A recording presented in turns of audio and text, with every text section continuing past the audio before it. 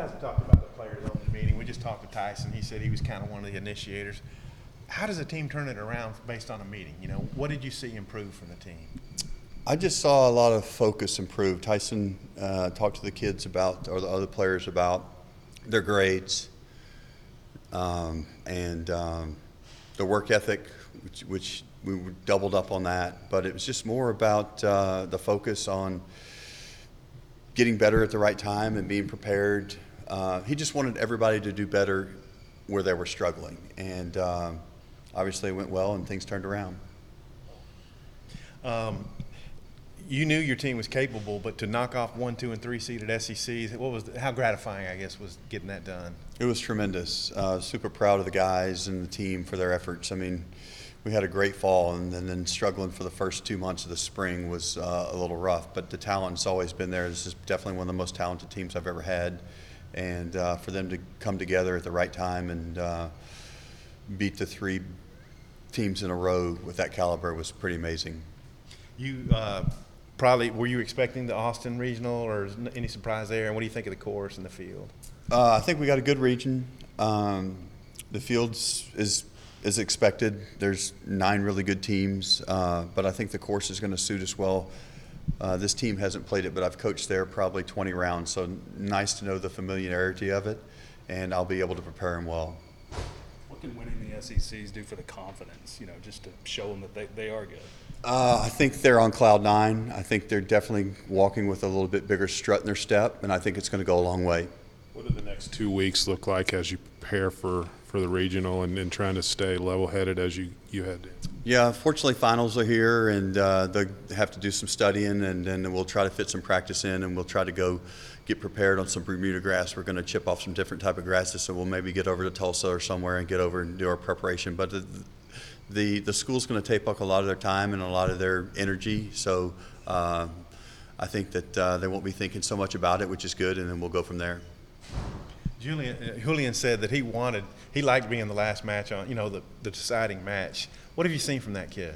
Well, he's got a lot of fire and he's got a lot of energy, and he told me I'll walk with him in stroke play every day, and he said when it came to match play, he said, "Coach, you can just leave me alone because I'm going to hit driver off every tee, and I'm going to get it done, and you don't have to worry about me." So, but that's kind of the player that he is. He's got that explosion, and I didn't see much of his matches till the last day come down the end, and he dominated everybody he played. He was one of those guys. At 18, he said, "I'm going to hit it as hard as I can hit it." He did. I couldn't even get up to him to pick a line off the tee. The wind was blowing in our face, and it was a little bit different wind than we had. And I was trying to get up there to pick a line for him off the tee, and he hit it before I could even get on the tee box.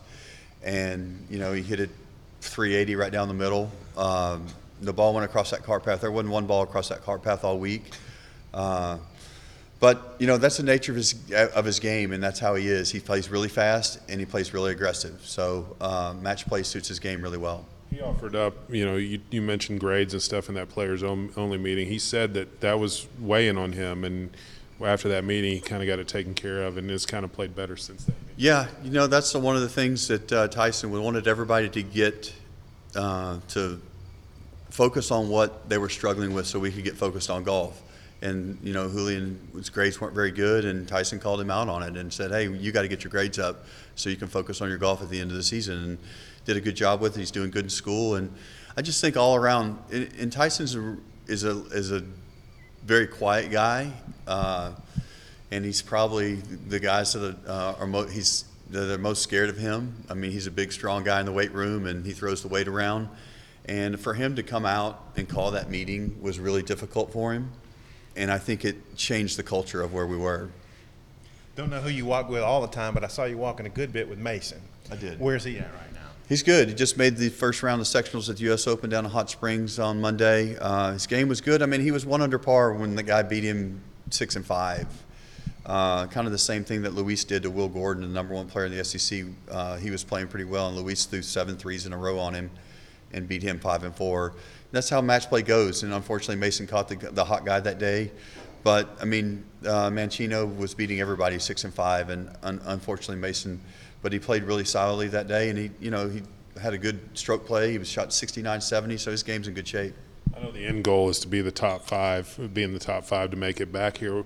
When you go round by round, what do you like to see from your guys when you go round by round to kind of add up those scores each round going to We're definitely going to go there with the mentality to try to win it. Obviously, in my opinion, you don't want to try to go finish fifth and then, look at the scoreboard. So we'll play it like any other tournament.